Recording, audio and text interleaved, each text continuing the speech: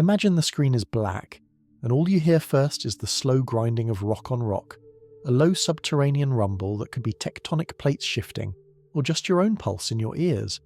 And then, very gradually, a thin beam of light opens up, as though someone has cracked the crust of the earth and is letting us peer downward, straight through layers of time.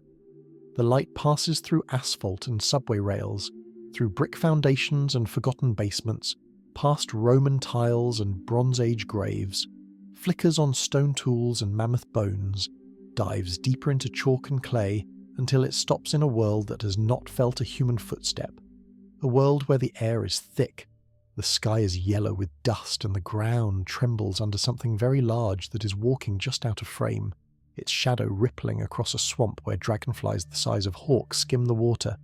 And as the camera lifts, you realize you're standing in imagination on the shoreline of an Africa that no map has ever recorded, because the Sahara is gone, the desert not yet born, replaced by a lush, river-choked plain in the middle of the Cretaceous, around 110 million years ago, and directly ahead, pushing through tall horsetails with the steady, unhurried rhythm of a grazing cow, comes one of the strangest skulls ever mounted in a museum. It is not big compared to the giants that will later stalk this landscape, barely the size of a cow in life, but its head looks as if it has been vacuumed flat, the snout squared off like the end of a brick, and when the animal lifts its face from the ferns you see rows upon rows of pencil-thin teeth, arranged in dense batteries at the front of the jaws, angled forward slightly, a living lawnmower that hums silently as it chews. This is Nigersaurus taketi, a sauropod that breaks almost every rule you thought you knew about long-necked dinosaurs, and to understand how such a bizarre creature ever existed, you need to follow the narrative not just through its ancient floodplains, but through the notebooks of the people who first pulled its bones from desert stone. The scene dissolves into black and white film grain, and we are suddenly in the late 1960s, where a French paleontologist named Philippe Taquet is kneeling on a rock ledge in the Republic of Niger, his face smeared with dust, sketching vertebrae that protrude like the stumps of fence posts from the sandstone. He calls the formation the Elras. He notes the fine grain of the sediment. He understands that this deposit represents ancient rivers braided across a broad plain, but he does not yet grasp the full strangeness of the skeleton taking shape under his hands. And when he ships the fragile specimens back to Paris,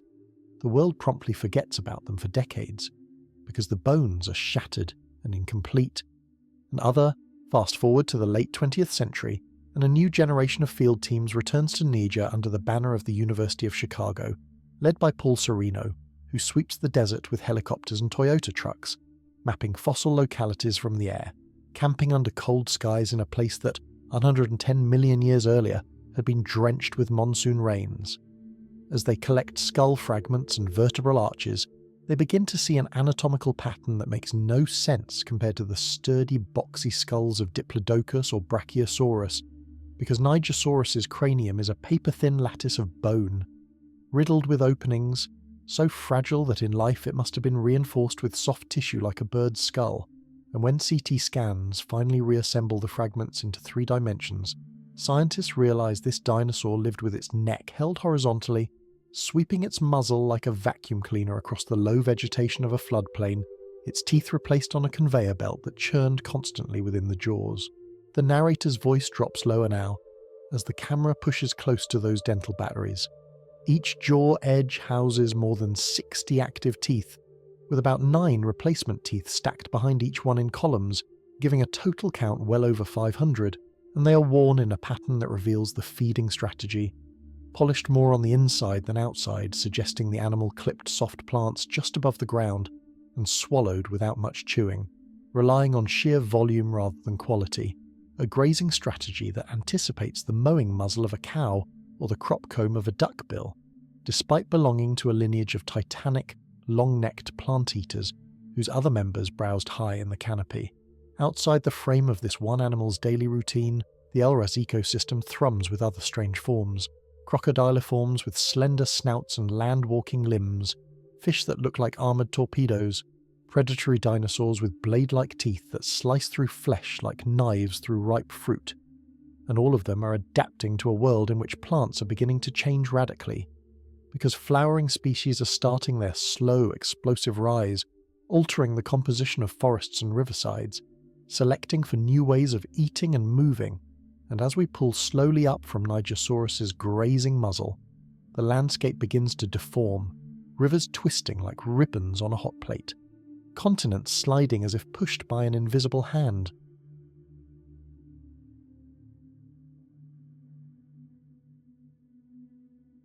The green plain that was Central Africa starts to rotate beneath us, pulling northeast toward the Tethys Sea, which itself shrinks and splits as Africa pushes into Europe. And as this geologic ballet accelerates, the camera rides the northern edge of the African plate toward what will one day be Egypt and Morocco.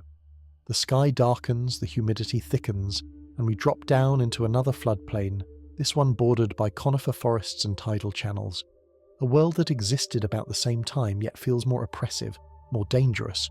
because somewhere out there in the reeds and shadows, a hunter is moving whose skeleton will be discovered, lost, and resurrected in ways that mirror the turmoil of 20th century history. You're in the Bahariya oasis of Egypt, around 1911, watching a tall, spare German aristocrat named Ernst Stromer von Reichenbach, brushing sand from a vertebra that looks wrong even before he understands why.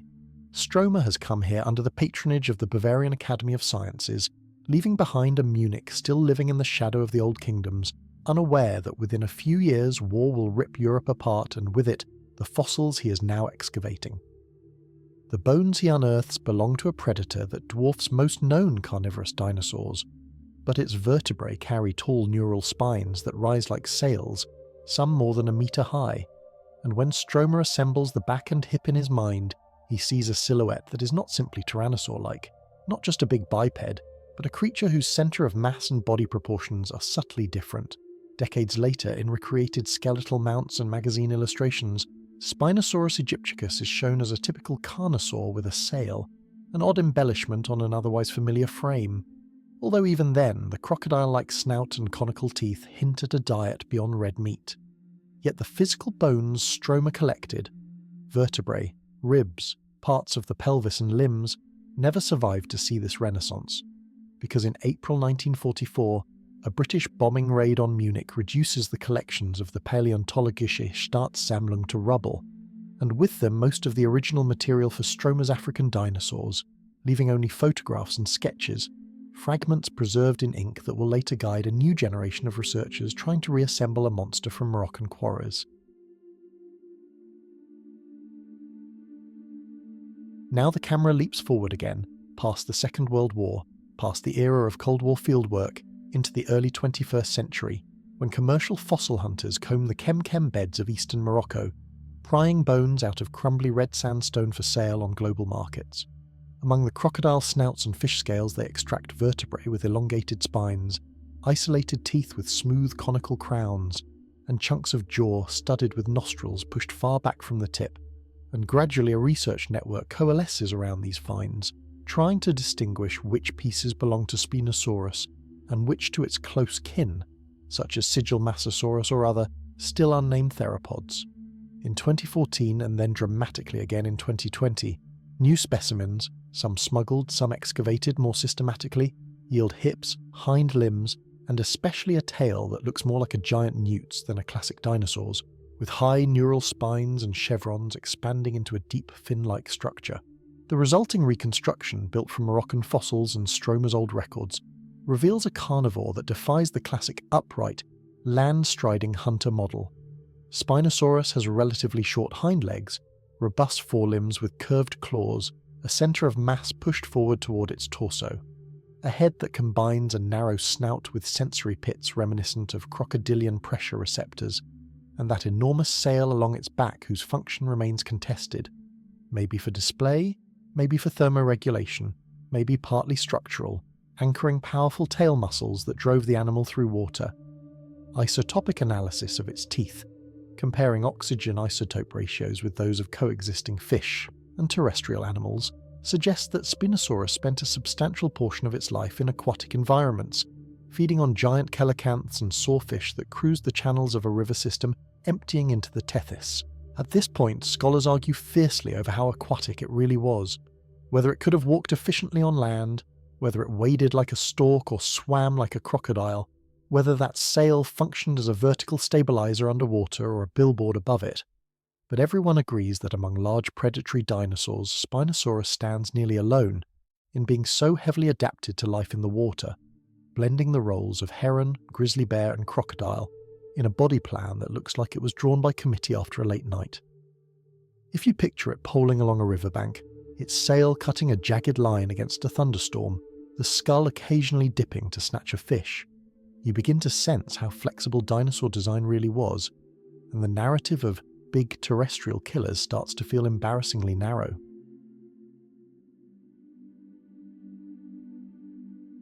The view lifts out of North Africa now, the continent's shifting again under our imaginary drone, and we drop south along the western edge of Gondwana, across a proto-Atlantic that is still narrow, until we land in what will one day be Patagonia, in a landscape of floodplains and conifer groves under a hazy Jurassic sky. As wind rustles the needle-like leaves of araucarias, a herd of long-necked dinosaurs moves through low brush, but something about one of them is profoundly off, because its neck does not arch high in a graceful S-curve, nor stretch forward for leaves 20 meters up. Its neck is so relatively short and stiff that for a moment you might think you're looking at the torso of a sauropod welded to the forequarters of a rhino. Amargasaurus kazawi, described in the 1990s from the La Amarga Formation of Argentina, takes the standard sauropod template and carves elaborate spikes from it. Running along its neck and front back is a double row of neural spines, each extended into a long, narrow rod of bone that in some vertebrae splits into a fork like the prongs of a tuning fork, giving the live animal a jagged silhouette that must have looked like a dragon's dorsal ridge to any creature unlucky enough to see it. Debates in the literature revolve around what these spines were covered with. Some researchers envision them sheathed in keratin as narrow, bare spikes. Others see them linked by skin into low sails, maybe even inflated with blood or fat for display or thermal control.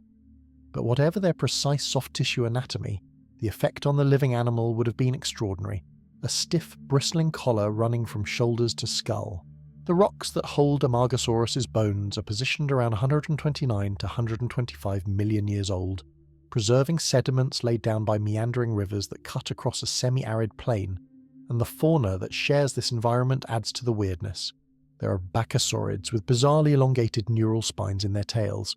early relatives of titanosaurs that will later dominate the Cretaceous, and small, fleet-footed theropods picking over carcasses. Paleontologists working these outcrops in the late 20th century camp in remote gullies, fly supplies in by jeep or mule, and take notes in field books that slowly begin to map a South American radiation of sauropods, with increasingly experimental spinal ornamentation, suggesting that in this branch of the family tree, vertebrae became canvases for evolutionary art.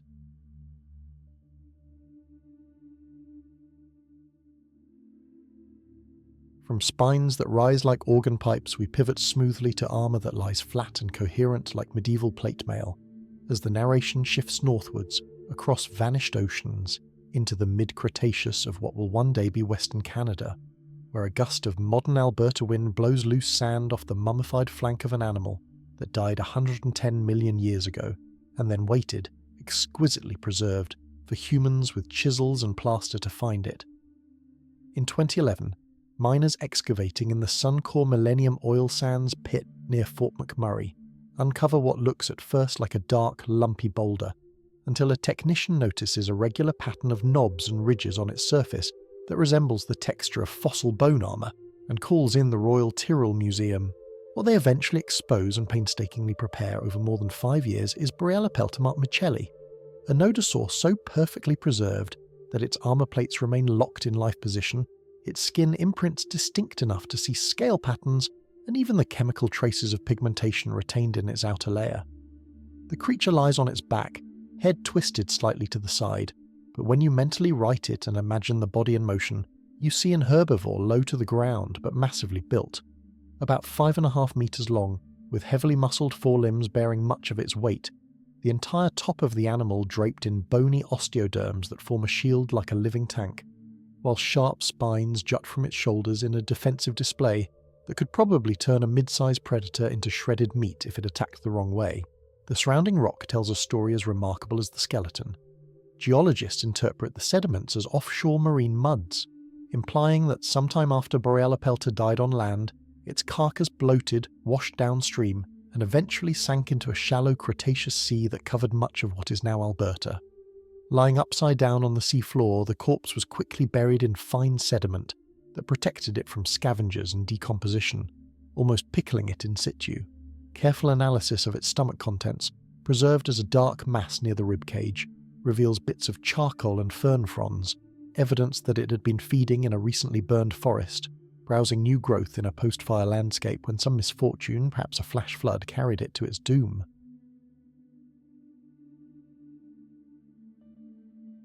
Under high-powered instruments, scientists detect patterns of organic molecules associated with melanin in its skin, and mapping these suggests that Borellopelta exhibited countershading, with darker pigment on its back and lighter tones on its sides and belly, a camouflage pattern still used by many mammals and reptiles today. The fact that such a heavily armoured animal still benefited from visual concealment implies that the predators of its time were large and dangerous enough that being a lumbering armoured block was not always sufficient defence, and in the ecosystems of the early Cretaceous, big theropods like Acrocanthosaurus and Spinosaurids would gladly have taken a bite if they could,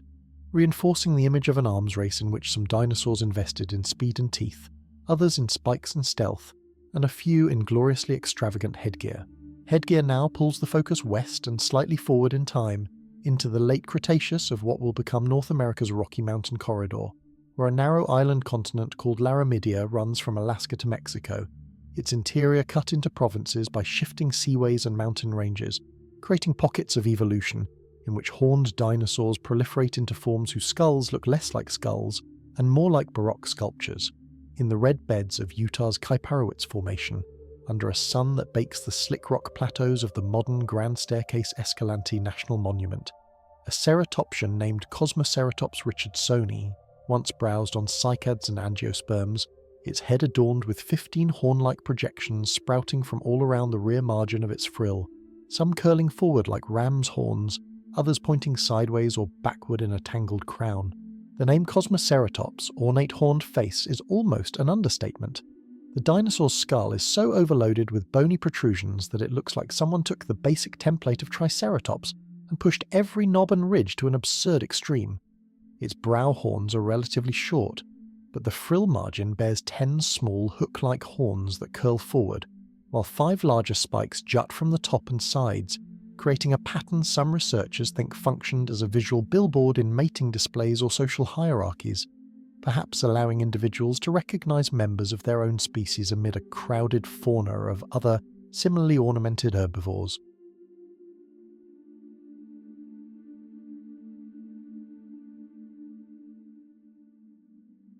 Close by in some layers, Diabloceratops eats its own share of foliage, wearing a pair of long, backward-curving horns at the top of its frill that give it a demonic silhouette against the skyline. While farther north in Alberta, Styracosaurus brandishes a halo of spear-like spikes that radiate from the back of its head, and Pachyrhinosaurus abandons classic horns almost entirely in favour of massive bony bosses over the nose and eyes. Thick pads of bone that were probably covered in keratin and may have served as ramming surfaces. The variety is so explosive that paleontologists debate whether frill and horn shapes played more significant roles in defence, species recognition, or sexual selection. But the sheer energy invested in these structures, especially where they include thin, fenestrated areas that are clearly not optimised as armour, indicates that display and communication were at least as important as practical protection. The sedimentary records of these late Cretaceous basins show rivers shifting courses regularly, creating patches of varying habitat, wet floodplain here, drier levee there, and the provinciality of the Ceratopsidae, with certain genera restricted to relatively small geographic ranges, hints at behaviours and climatic preferences too fine-grained for the fossil record to capture in detail.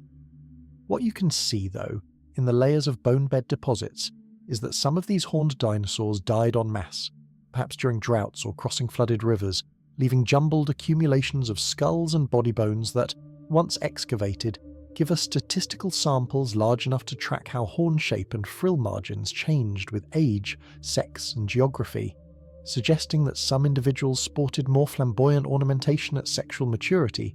just as modern ungulates often grow full antlers or horns, only after reaching breeding age. From the back of the skull, the camera drifts forward to the domed foreheads of another group of late Cretaceous oddities,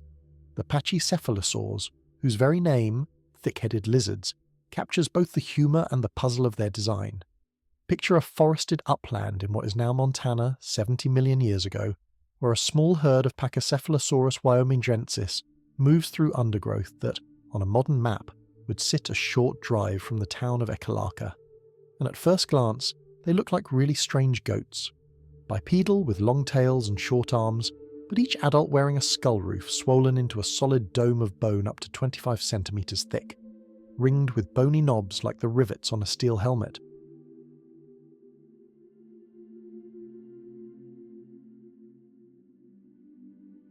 For decades, artists and scientists alike pictured these animals cracking their heads together like living battering rams, their domes colliding in head-on combat reminiscent of bighorn sheep, and some fossils do show radiating fracture patterns and healing in the dome bone that could be interpreted as trauma from such behaviour.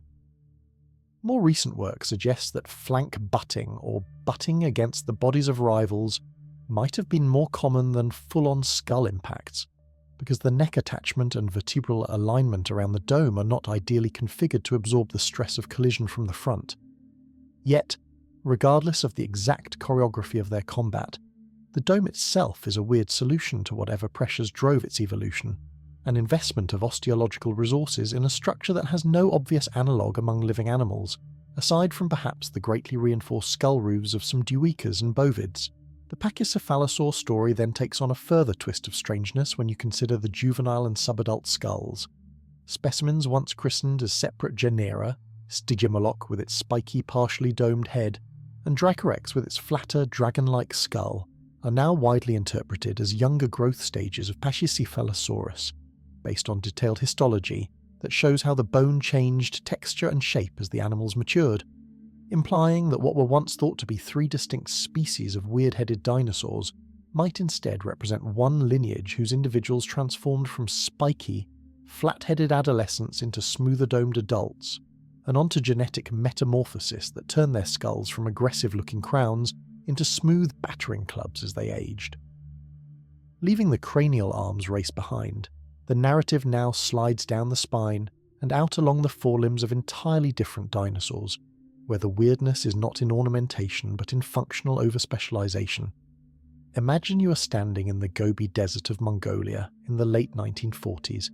the wind whipping sand into your eyes, as a Soviet-Mongolian expedition under the leadership of paleontologist Evgeny Maleev uncovers three enormous claws, each more than a metre long, curved like scimitars and detached from the rest of the skeleton, their tips sharp enough that even fossilised they look dangerous to mishandle.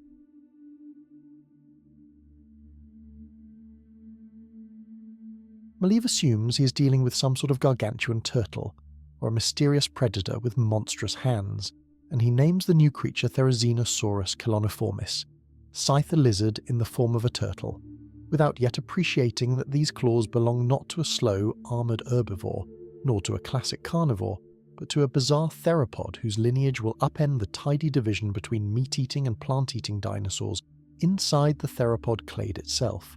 For decades, Therizinosaurus remains known only from its claws and a few vertebrae, an enigma haunting the literature with line drawings of disembodied weapons, until better preserved relatives discovered in the 1970s through early 2000s, such as Alxosaurus and Beipiasaurus in China,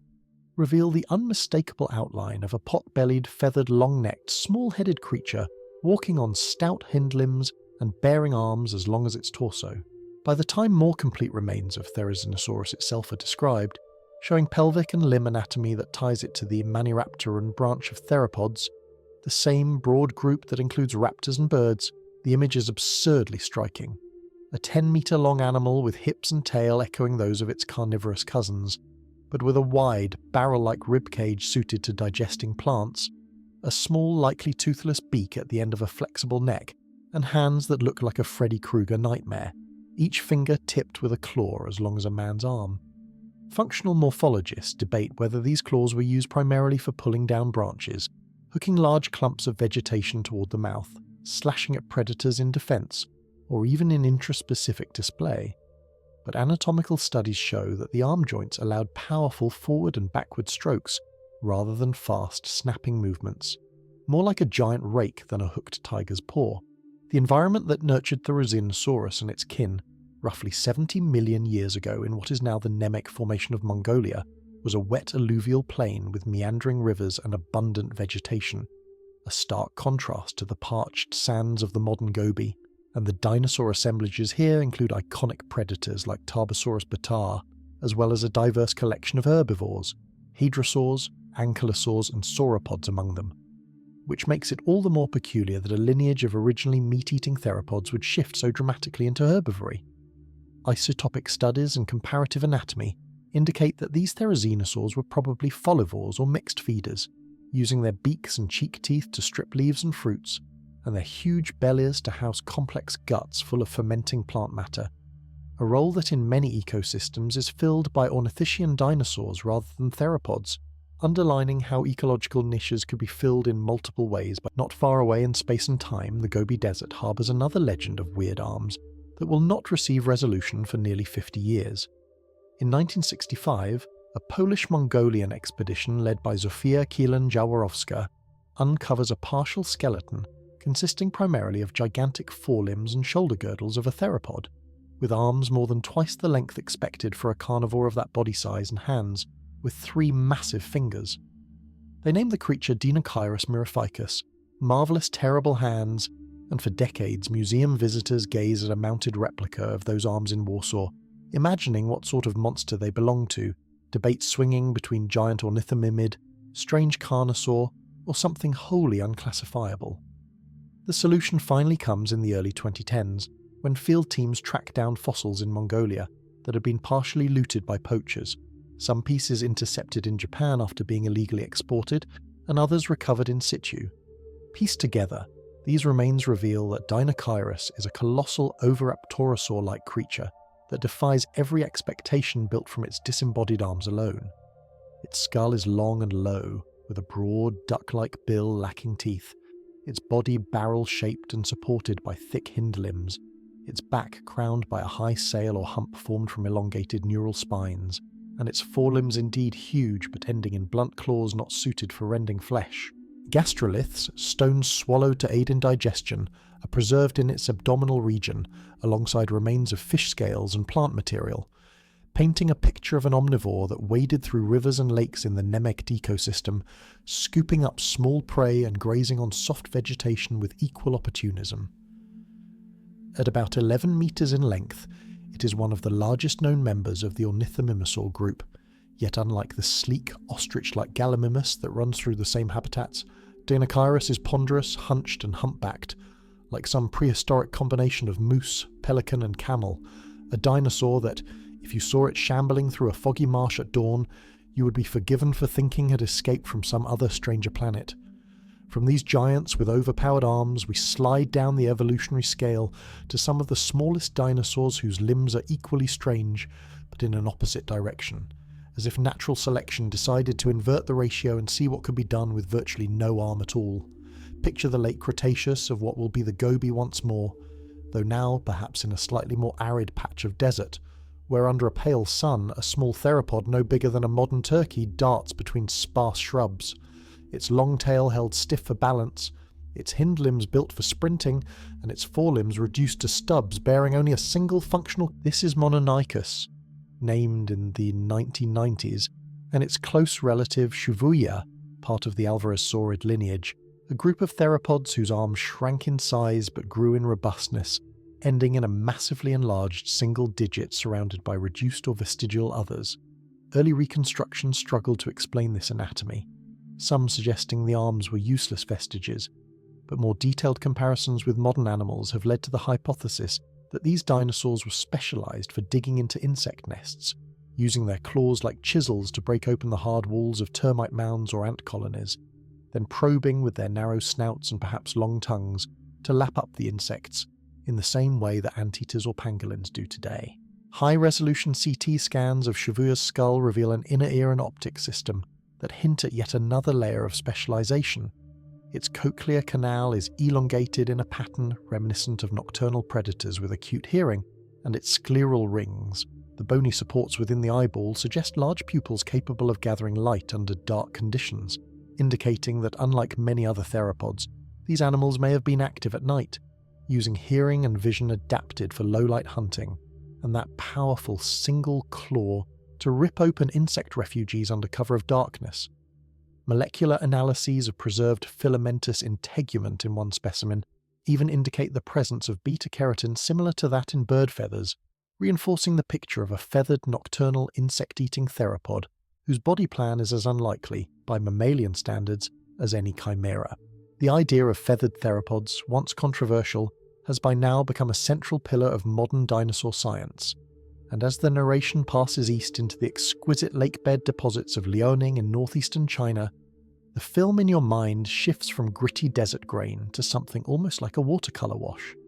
The Yixian and Jiufatang formations here, dating from about 125 to 120 million years ago, froze entire ecosystems in fine volcanic ash and lake sediments, preserving not just bones but feathers, pigments, and soft tissues. And among the menagerie of early birds, insects, and mammals, some of the strangest dinosaurs ever recovered took to the trees and perhaps the air in ways no one had predicted.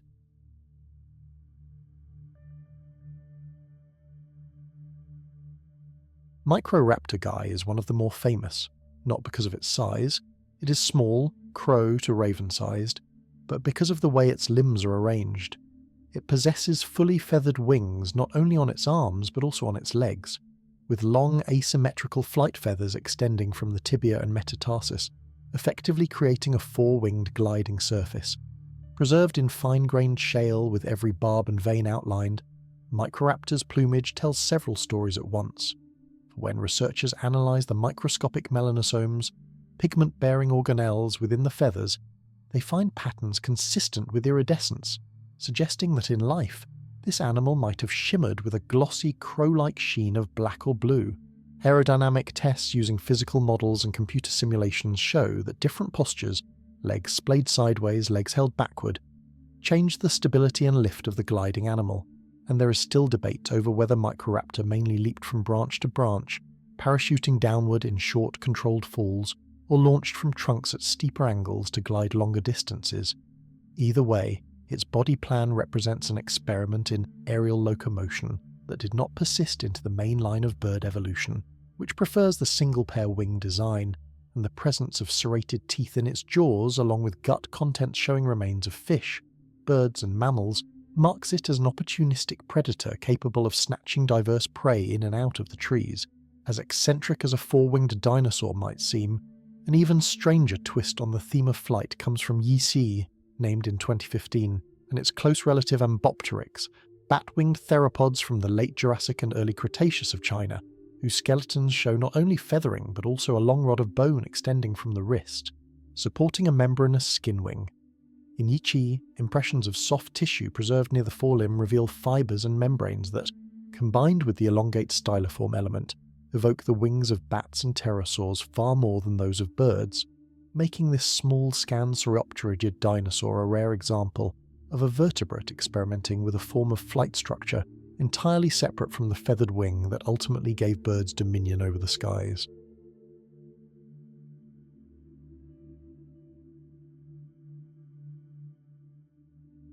The biomechanics of Yiqi have fascinated researchers who build physical and digital models to test whether its wings could support powered flight or only gliding. Its sternum and arm musculature suggest it was not a strong flapper like a modern passerine, but the membrane area supported by the styloform rod could have provided substantial lift in glides between trees, perhaps allowing it to navigate densely forested canopies where beating feathered wings could have been clumsy.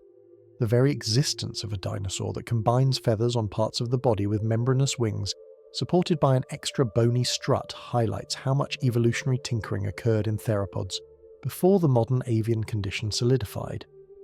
Moving away from the aerial domain but staying with integumentary oddities, we shift to Siberia, to a locality along the Kalinda River where, in the early 2010s, Russian paleontologist Sofia Sinitsa and colleagues unearthed skeletons of a small, two-legged herbivore named Culindrodromia sabaikalicus, whose claim to fame is not its size or skull shape, but the astonishing diversity of skin coverings it preserves. The animal is an early ornithischian, more closely related to duckbills and ceratopsians than to birds, yet its fossilized skin impressions show three different types of filamentous structures: simple hair-like fuzz, more complex ribbon-like filaments, and compound branching structures, alongside classical reptilian scales on its tail and lower legs. This mosaic of scales and feather-like filaments in a non-theropod dinosaur strongly supports the idea that feather-like structures were widespread among dinosaurs,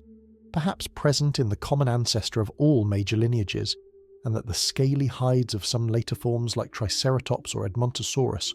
represent secondary specialization rather than a primitive condition. Culindrodromeus could have looked, in life, like a strange hybrid of bird, lizard, and mammal, with shaggy patches on parts of its body, scaly limbs, and perhaps colourful fronds along its arms or back, a visual that complicates the mental image of dinosaurs as either fully feathered or fully scaly. As evidence accumulates from China, Siberia, and elsewhere for fuzzy, filamented, and feathery dinosaurs across the tree, we return to the realm of large-bodied theropods and encounter Eutyrannus huali, a predator from the early Cretaceous of Liaoning whose very name, beautiful feathered tyrant, signals just how jarring its appearance is to those raised on scaly depictions of big meat-eaters. Described in 2012 from 3 nearly complete skeletons, Eutyrannus reaches about 9 meters in length and a weight estimated around 1.5 tons, making it by far the largest dinosaur for which direct evidence of extensive feathering exists, in the form the feathers themselves are simple filaments rather than complex vanned structures suited for flight. But they likely formed a thick coat that could have provided insulation in the relatively cool climate of early Cretaceous northeastern China, where mean annual temperatures have been estimated as significantly lower than in many of the subtropical dinosaur habitats often depicted in pop culture. The presence of feathers on such a large tyrannosauroid also raises the question of how much fluff, if any, big late Cretaceous tyrannosaurs like T-Rex might have sported in juvenile stages or in cooler parts of their range, even if adults in warmer climates reduced or lost such coverings in favour of more efficient heat dissipation through naked skin. From these shaggy giants in temperate forests, we drift back toward water, but this time in a subtler way than the massive Spinosaurus. Visualizing the late Cretaceous of Mongolia once more, imagine a meandering river threading through sandy banks and vegetated islands, where a small, long-necked theropod stands half-submerged, its webbed forelimbs held slightly out, its slender jaws poised above the ripples. This is Halscaraptor esquilii, described in 2017 from a specimen that had been illegally exported from Mongolia and later repatriated, and its anatomy merges features of dromaeosaurids, the group that includes Velociraptor with adaptations more typical of waterfowl and diving birds. CT scans of its skull reveal a retracted nasal opening, placed farther back on the snout than in typical terrestrial theropods, a trait reminiscent of ducks and other aquatic animals that allows breathing while much of the snout is submerged. Its cervical vertebrae form a long, S-shaped neck like that of a swan, and its forelimbs show evidence of flattened, paddle-like proportions, with elongated bone shafts and joint surfaces that suggest a rowing or paddling stroke through water. At the same time, its hindlimbs and tail retain classic dromaeosaurid features for agile movement and balance on land, marking Halscaraptor as a semi-aquatic generalist that blurred categorical lines between classic raptor and primitive waterbird. The path of weirdness now twists down to the teeth, those tiny fossils that in many sites are all that remain of once strange creatures. In the earliest Cretaceous rocks of Madagascar, a small theropod named Masiacosaurus knopfleri, the species epithet a homage to Dire Straits guitarist Mark Knopfler, whose music the field team happened to be listening to, sports teeth at the front of its lower jaw that jut forward almost horizontally, as though someone grabbed the normal vertical rows and wrenched them out of alignment. These anterior teeth are conical and spaced, suited for grasping slippery prey, while the more posterior teeth are serrated for slicing, leading researchers to infer that Masiacosaurus may have specialized in catching small vertebrates or fish, hooking them with the forward-angled teeth and then shuttling them backward into the mouth for processing. In western China's Jurassic Shishigu Formation, another small theropod named Limosaurus inextricabilis adds an ontogenetic plot twist. juvenile specimens possess a full set of sharp, recurved teeth and a typical carnivorous diet, while adults lose all teeth and develop toothless beaks, as evidenced by histological studies of bone and multiple growth stages preserved at a remarkable locality dubbed the Death Trap. Because it contains dozens of individuals mired in what was likely a muddy pond, isotopic analyses of bone from different life stages suggest a dietary shift from animal protein in the youngsters to more plant-heavy or omnivorous feeding in adulthood, providing a rare, fossilized example of a dinosaur changing not just its body plan, but its ecological role as it matured. Yet another tooth oddity appears in Incisivosaurus, a small early oviraptorosaur from Liaoning, whose front upper and lower jaws house a pair of enlarged rodent-like incisors that project forward, protruding from an otherwise beaked and lightly built skull. Worn surfaces on these teeth and comparisons with modern herbivorous vertebrates suggest they were used to clip vegetation, gnawing or scissoring plant material much as a beaver or rabbit might do, an adaptation that looks startling on a dinosaur skull derived from a predatory ancestry, underscoring again how theropods repeatedly evolved herbivory or omnivory, repurposing jaws and teeth in improbable ways.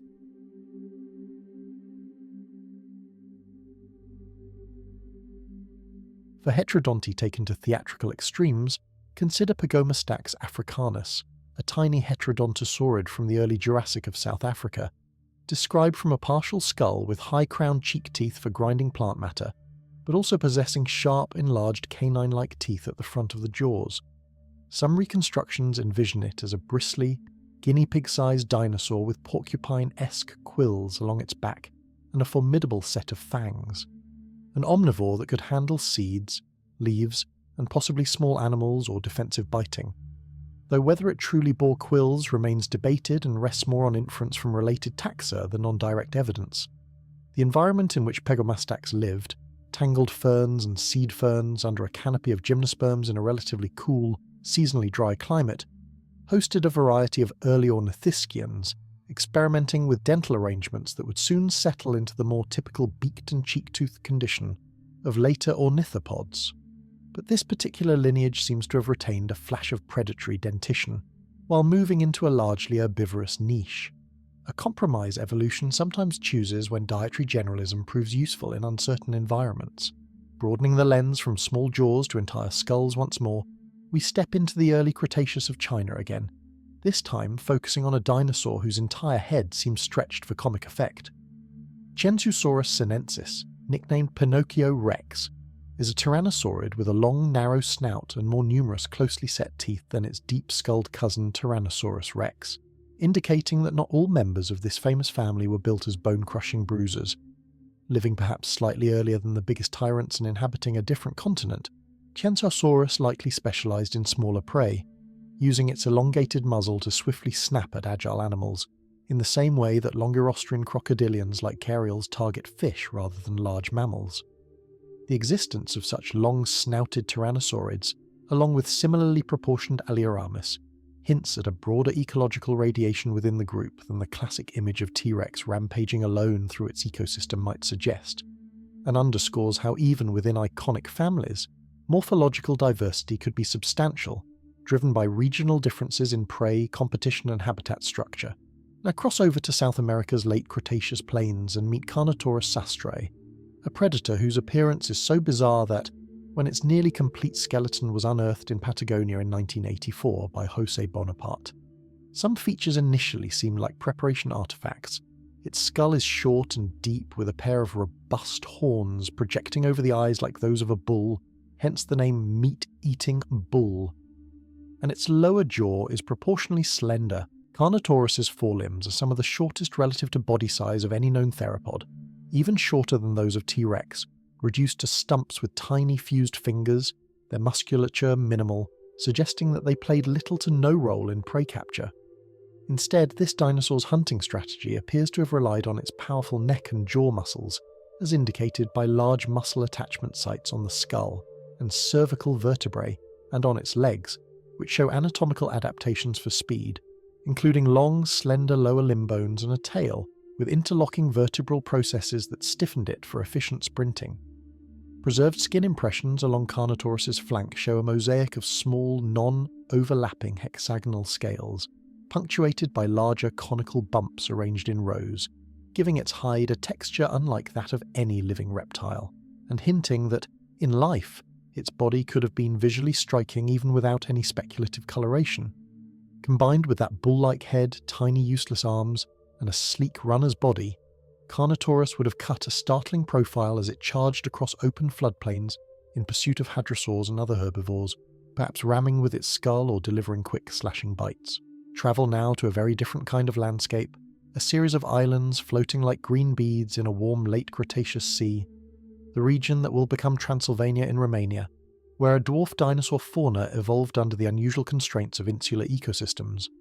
Among these peculiar inhabitants of the Atseg Basin is Balor bondok, a predator initially hailed as a giant robust dromaeosaurid, akin to a stocky velociraptor, but now sometimes interpreted as a flightless bird or close avian relative, depending on which phylogenetic analysis you favour. Regardless of its precise placement, its morphology is unmistakably weird.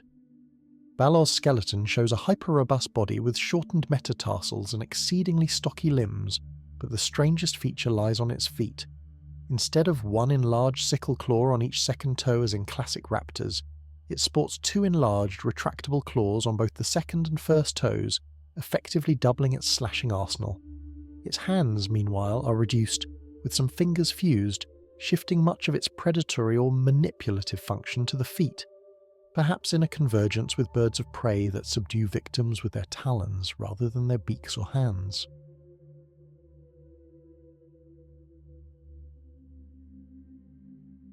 The Atseg ecosystem also includes dwarfed sauropods like Magyarosaurus and tiny hadrosaurs, alongside giant pterosaurs that may have acted as apex predators, creating a scene that feels like a distorted mirror of mainland faunas, where standard body plans are shrunk, thickened, or otherwise retooled by the unique selective pressures of limited resources, isolation, and absence of certain competing lineages. Balor's compact yet heavily muscled frame, with double killer claws, fits this pattern of island eccentricity perfectly, as though evolution took a standard raptor and compressed it into a muscular, almost mammal-like predator,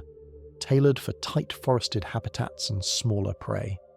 The theme of weirdness in remote locales continues as we push the map toward the poles, to a continent we rarely associate with dinosaurs, Antarctica, or rather the Antarctic Peninsula area, as it existed in the early Jurassic, when it was still joined to other Gondwanan landmasses and bathed in a climate that, though chilly compared to equatorial zones, was far from the deep freeze of today.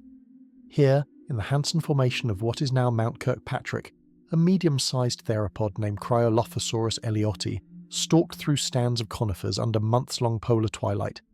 its skull bearing a flamboyant transverse crest that rises from the top of its head like a backward-swept pompadour. When American geologist David Elliott first stumbled upon its remains in 1991, he and his colleagues laboured in brutal conditions, battling altitude, cold and logistical nightmares, to quarry the bones from glacially scoured rock. But what emerged was worth the effort. Cryolophosaurus combines basal features of early theropods with a unique cranial ornament.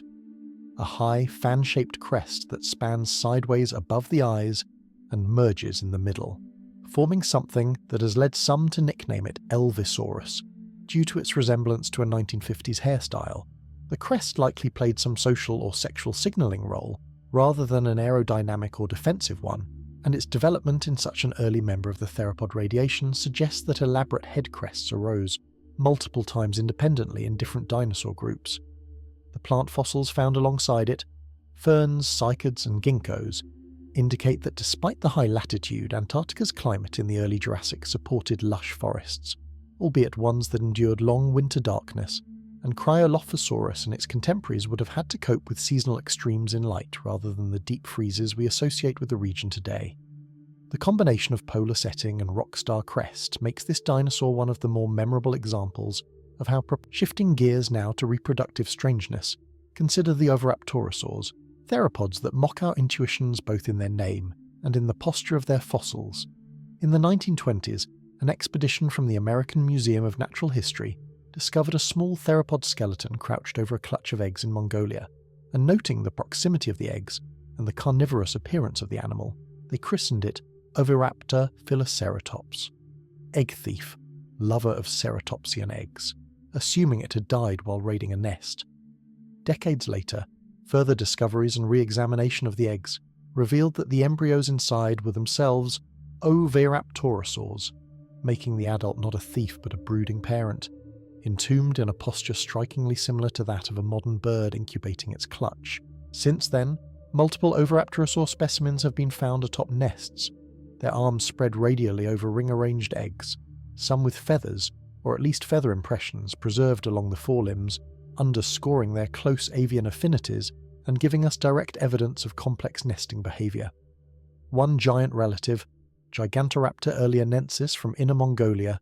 reaches 8 metres in length yet maintains a toothless beak and likely bore voluminous plumage, making it one of the largest known feathered animals in Earth's history, a bizarre hybrid of ostrich, cassowary, and theropod dragon that probably used its feathers both for display and thermoregulation during incubation. Oviraptorosaur skulls often sported elaborate crests and beaks of varying shapes, some with robust lower jaws suited for crushing hard food items like sea. The reasons behind this reversal, shortening a neck in a lineage famous for elongating it, are still debated, but one hypothesis posits that in certain environments, where tall trees were sparse or where low vegetation offered abundant, reliable forage, shortening the neck could have reduced the biomechanical costs of carrying so much leverage, allowing the animal to invest more in body mass or other functions. Whatever the exact drivers, Brachytrachelopan stands as a reminder that even the hallmark features of a group are not immutable, and that evolution is more than willing to dial traits back when conditions shift. In contrast, on the other side of the world and somewhat later in time, sauropods like Mamenchisaurus in China pushed neck elongation to extremes, with cervical series accounting for over half of total body length, vertebrae pierced by intricate pneumatic cavities that lightened the load while maintaining strength, an adaptation that, when viewed in cross-section, looks like Gothic architecture in bone, all flying buttresses and delicate arches. The comparison of these two sauropods, one with shrunken neck, one with overgrown, illustrates how the same basic body framework can spawn both conservative and extravagant derivatives, depending on ecological opportunities and constraints.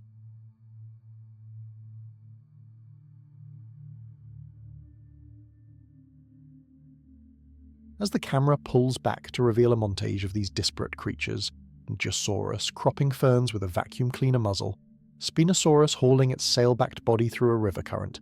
Amargasaurus bristling with twin neck spines against a Patagonian storm, Borealopelta sinking upside down into a Cretaceous sea, Cosmoceratops flashing an absurd crown of horns across a Laramidian floodplain, Pachycephalosaurus lowering its bony dome in a forest glade, Therizinosaurus raking foliage with metre-long claws as Tarbosaurus watches from a distance, Dinochirus wading belly-deep in a Mongolian river with a stomach full of stones and fish scales, Mononychus tearing into an insect mound by starlight, Microraptor gliding between dawn-lit trunks with iridescent feathers catching stray beams, Yichi spreading membranous wings to steer a glide over Jurassic conifers, Culindrodromeus scurrying through Siberian underbrush in a patchwork coat, Eutyranus shaking rain from its shaggy plumage, Ulscaraptor paddling like a reptilian duck, Masiacosaurus snapping sideways at a struggling fish, Limosaurus maturing from toothed juvenile to beaked adult, Carnotaurus sprinting, arms useless, horns low, Balor gripping struggling prey with double sickle claws in a Transylvanian thicket, Cryolophosaurus silhouetted on a polar ridge with its Elvis crest catching low sun, Oviraptor frozen for eternity atop its eggs in a pose of unexpected tenderness, Brachytrachelopan browsing low shrubs while, far away, Mamenchisaurus cranes its absurd neck toward the canopy. You can feel, without anyone needing to say it, how far the reality of dinosaurs has drifted from the crude, tail-dragging reptiles of a century ago, how much stranger, richer, and more varied their world becomes, with each new fragment of bone pulled from rock, and each new pattern detected in the dust of vanished ages.